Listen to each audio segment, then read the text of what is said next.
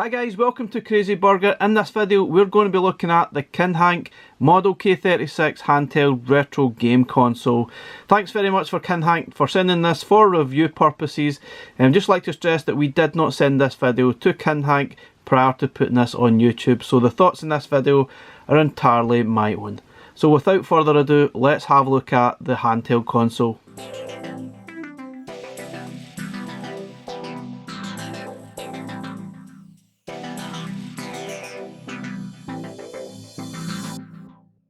Okay guys, so let's have a look at this. This is a Kinhank sort of handheld console. They look like they're sort of verging into the handheld market. Previously I think I had a lot of the sort of game boxes, game sticks, that type of thing. But they're also trying to now compete with the likes of Unbox with these handheld consoles. But are they any good? Are they up to scratch? Let's find out. It seems pretty nice. I've got the purple version. I think it comes in 3 different colours on the back here. You've got your white, grey and the purple. I think the purple one is the one that stands out the most. And there's some information there. It is basically a Linux OS. It's got the RK3326 rock chip inside.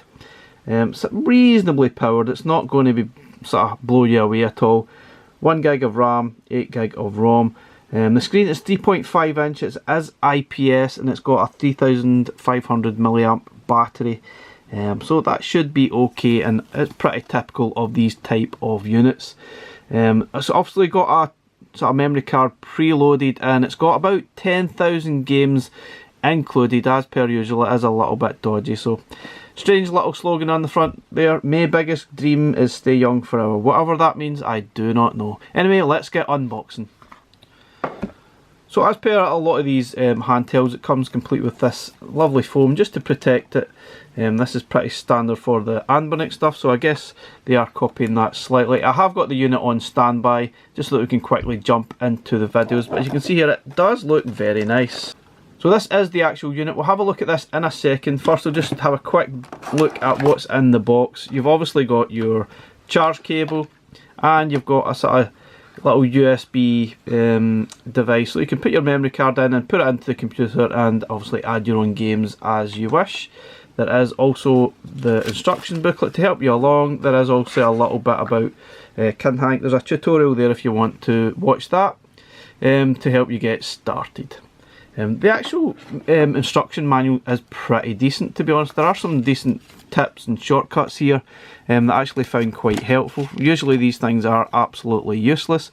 It tells you all the emulators that it can do, all the specifications and that type of thing. Now it does say, I think on here, that it does about 4-hour battery time, which is probably about right. I did experience my first use 68 hours, so you might be able to get more life out of it, depending obviously what games you play, obviously the different settings as well, how hard you're actually pushing it. There are some RetroArch shortkeys. I think the main ones you probably want to look at is load and save states, which is pressing the select button and L1 and R1 on the back.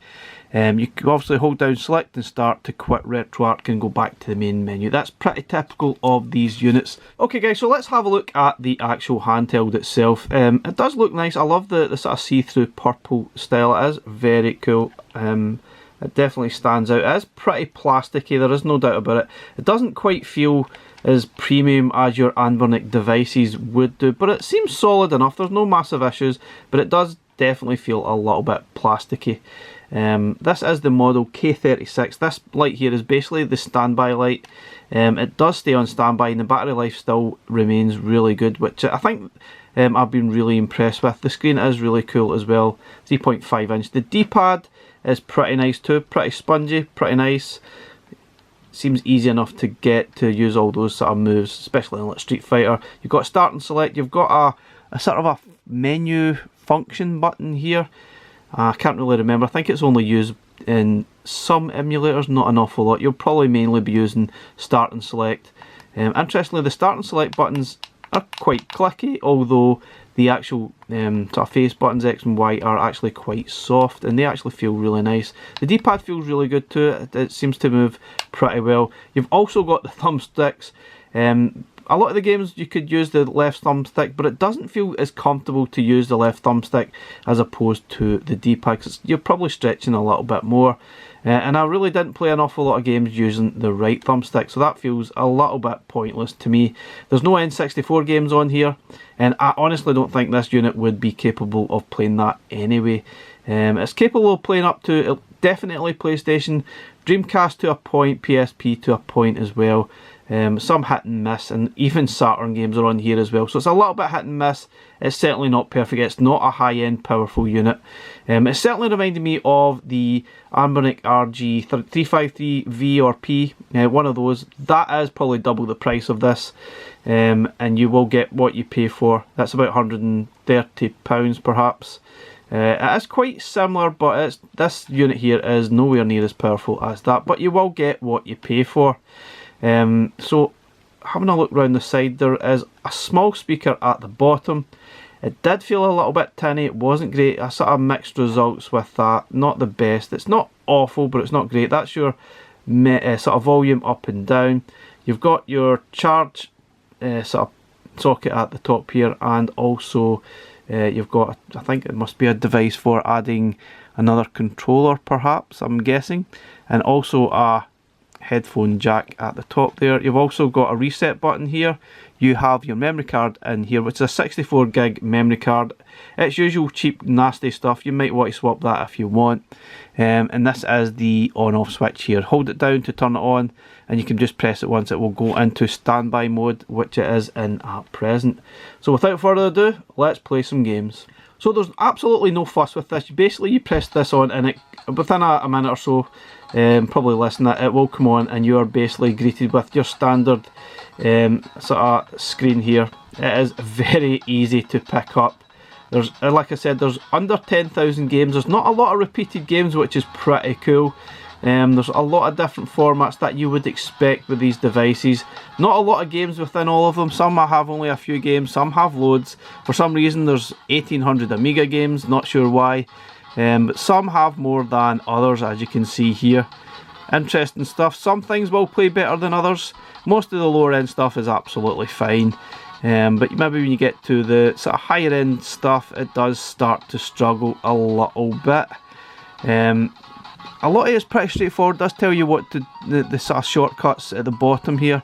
You can create save states or access your save states by pressing the X, and it will come up there. You've got different game options. There are also further options by holding down the button. If you want to create a sort of favourite, hold down the X button, and it will just basically add to the favourites. Just hold it down again to get rid of it. And there's basically things like that. You can hold the select button or press the select button. You'll get access to all the sort of different RetroArch options here. So press start, you get different options as well. Emulate settings. Obviously this is Emulate that we're actually using. Different system settings as well. Game settings. I'm assuming you can connect to Wi-Fi as well, so that you can obviously connect to the internet, and you can maybe download some different games as well, and different themes. You can change the theme if you wish. You don't like that. There's lots of different things you can do here. Personally, I'm just going to leave it how it is. The only thing I probably would touch would be changing the emulators per game. The quickest way to do that, if you want to change the emulator per game, hold down the A button and that will jump into the game. You can go to advanced game options and you can change the emulator. This is probably a bad example. Let's go to maybe one of the arcade. For instance, Final Burn Neo, sorry. If you hold down the A button, it will jump into that game's advanced game options, and you can change the emulator. Now sometimes the games don't work great on one particular emulator, so you might want to change between them. For example, some of this stuff in here doesn't run great on Fireburn Neo, so change it to MAME 2003 Plus and it will probably run a lot better. That's just an example. You might want to sort of mess about with it. It's up to you. Just if you do experience issues, then you might want to change. But anyway guys, let's have a quick run and play through some of the games. Well, before we jump into the games, if you want to sort of quickly go through the lists, you can just hold down the trigger buttons. Obviously I've not even mentioned the trigger buttons. These are on the back. They're L1, R1 and obviously L2, R2, that type of thing, and they actually feel quite comfortable. your fingers seem to rest nicely. I think the design is pretty cool. Your fingers rest perfectly on the back so that you're not stretching to actually reach them. But if you press the sort of trigger buttons, you can quickly jump through the game list rather than obviously going through them individually. You can just do a search as well. I think it's press the Y button, you can put a search in too, which is pretty helpful. But yeah, as I said, let's play some games.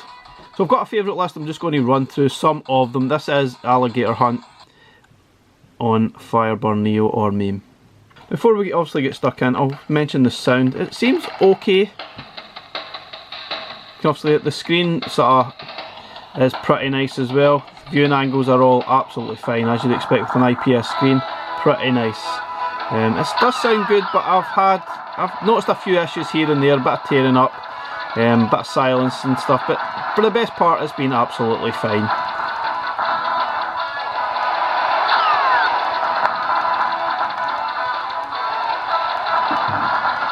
I said D-pad works perfectly well. It seems really cool. The buttons themselves are really cool too. And you can actually move the character using the thumbstick if you wish. Doesn't feel as comfortable right enough. I suggest probably the D-pad is definitely the better way to go. So guys, to access save states, all you do is press the select button and the R1 to save. And if you want to load in again, you just select and L1 and it will load in that save that we just created. Pretty straightforward stuff. Not sure how to access all the different emulators. Oh, there it is. Select and X as you access RetroArch, and that would be quite helpful, maybe to change some of the controls or options if you wish. Not sure it's worth tinkering with, but if you want it, it is actually there. To quit out that, you just hold select and start to exit right back to the main screen. Okay guys, moving on to some of the trickier stuff. This is Naomi, which I think you would think it was a Dreamcast sort of game. This is Cannon Spike, and the performance on this is probably not the best at all. And even changing some emulators doesn't make a massive difference. I think it just shows you that this device is capable, but it's not really great for the higher end stuff, such as Dreamcast. It will play some of them. Same with PSP and Saturn. Now, there is Saturn on here. I'm not sure why they put it on here, because it's not the best quality at all. It does make you wonder why they bother. Maybe just keep it up to PlayStation and what it's actually capable of doing.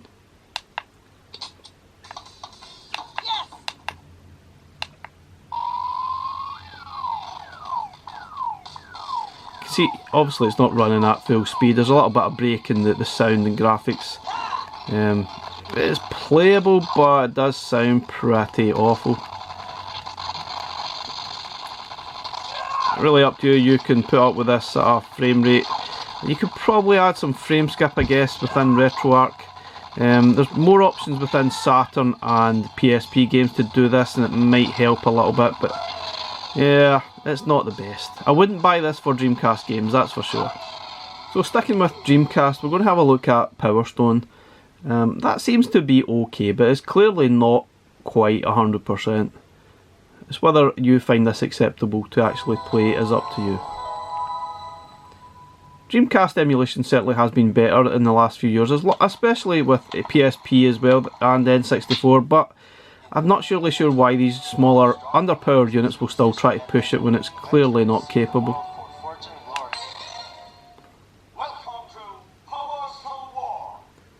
I think what I noticed in this game was probably a little bit of a break up in the graphics. It's clearly not running at full speed either. It's not the worst I've seen, that's for sure. It's certainly got some kind of playability. But you certainly notice the break up in the sound.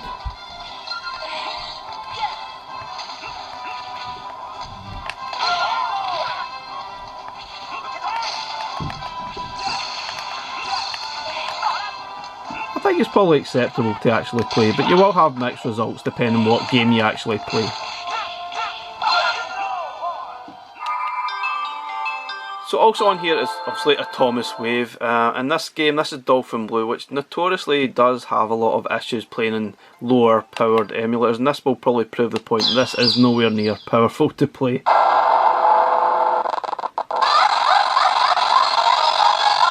Might want to turn that down slightly. It will hurt your ears.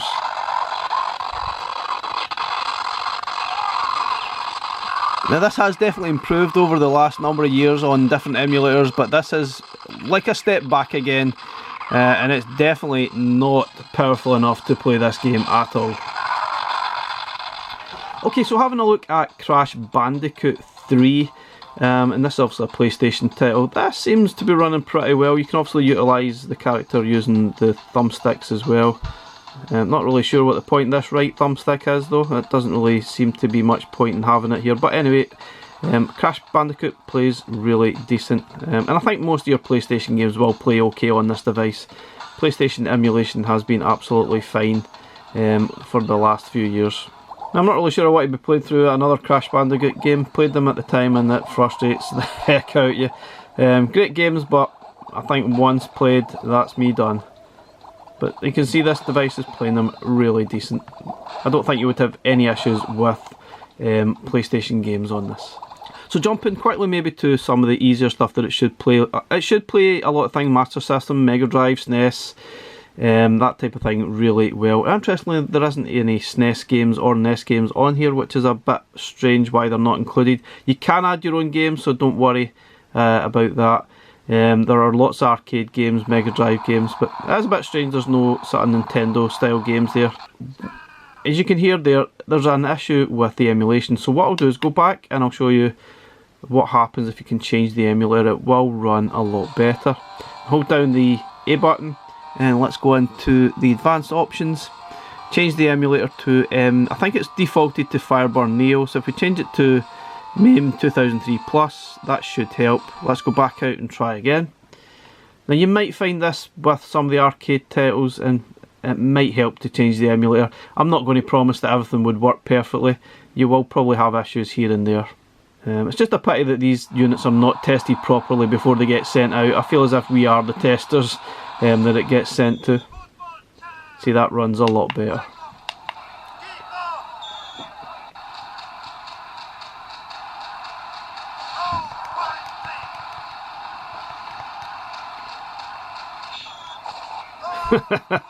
Lots of fun.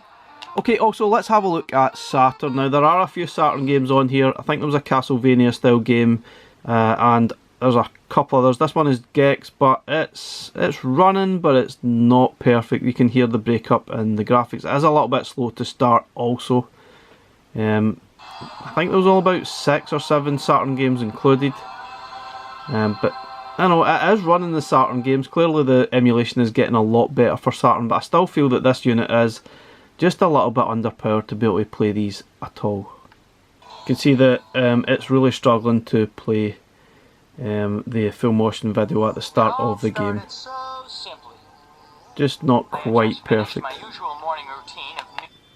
mean, so far so good, but you can clearly see it's not quite perfect.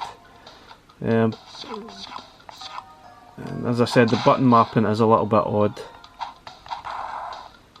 But I've certainly seen this run a lot worse, that's for sure, so you might get away with it. It's clearly not running at full speed though.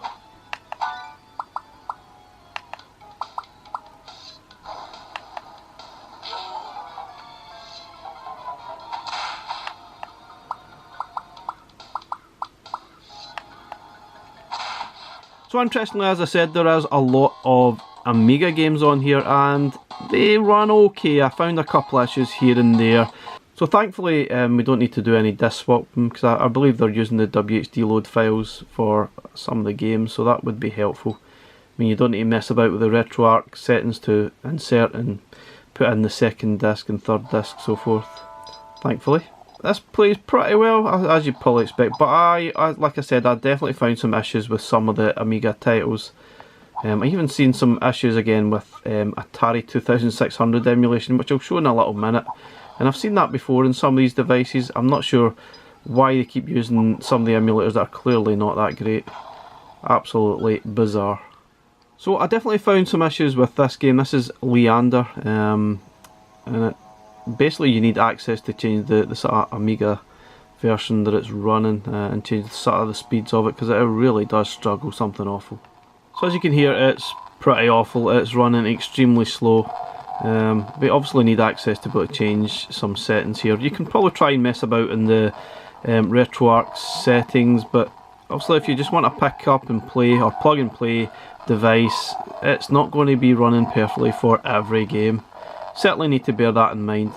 So this is Street Fighter 2 Champion Edition, this is arcade. And we'll just have a quick bash, make sure we can pull off some of those special moves whilst playing. Make sure this D-pad is fine. You can obviously use the thumbstick as well, which might make it a little bit easier. Round one, fight.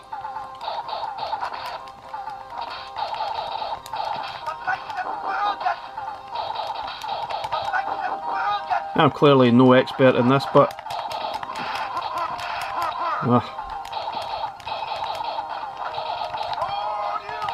okay guys, before we finish up the video, I'll have a quick look at PSP.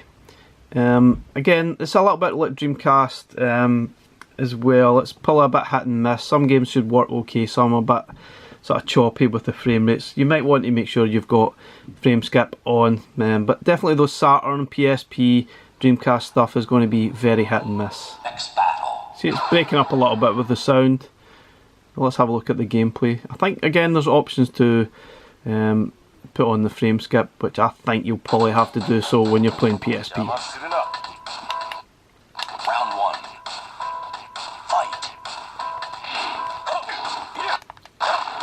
There's a little bit of break up here and there, but it seems playable at least.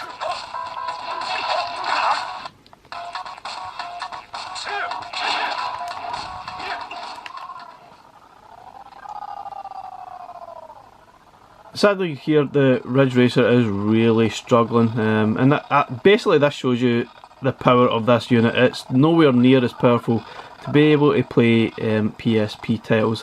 As I say, it's going to be very, very hit and miss.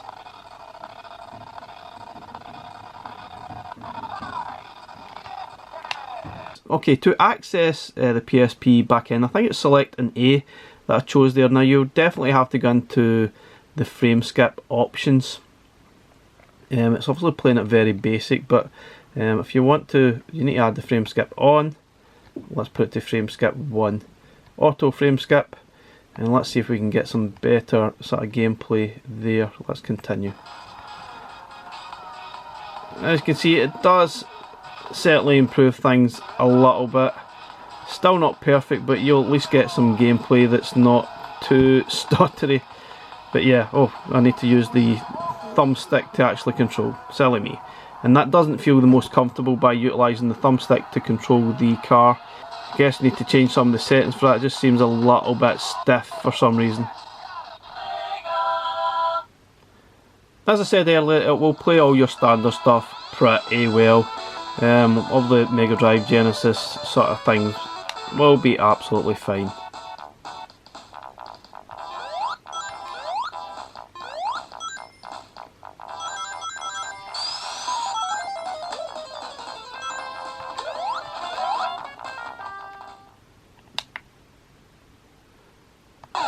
So interestingly, as I mentioned previously, I felt some of the games, as you can hear, there's a lot of break-up in the sound in the 2600 games. I'm not sure why. I did change the emulator, made no difference. Not every game was running like that, but I just feel they've probably added emulators that are not that great, so you need to bear that in mind. Seems a bit crazy that you can't have decent 2600 emulation these days, but madness.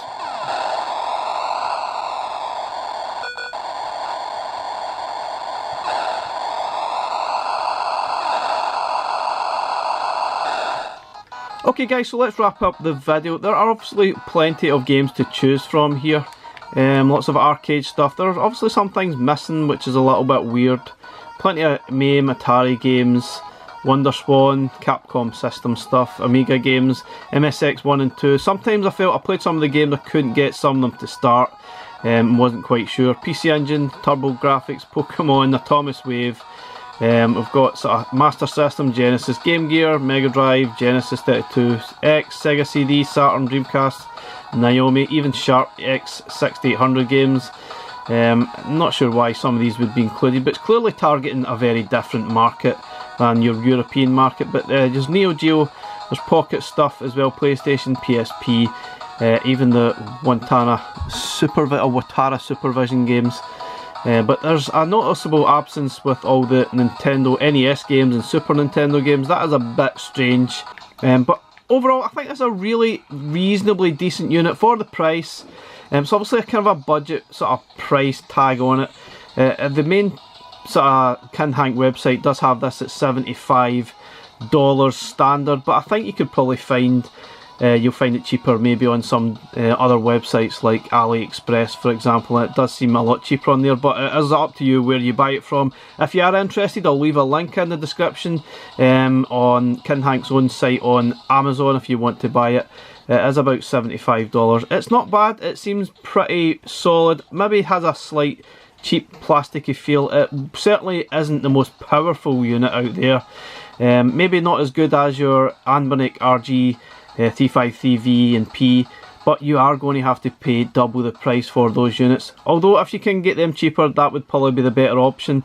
But if you can get this cheaper, then this is a pretty reasonable option out there. But just don't expect it to be playing high-end stuff such as PSP, N64, Saturn games all that well. They'll play them, but not amazing.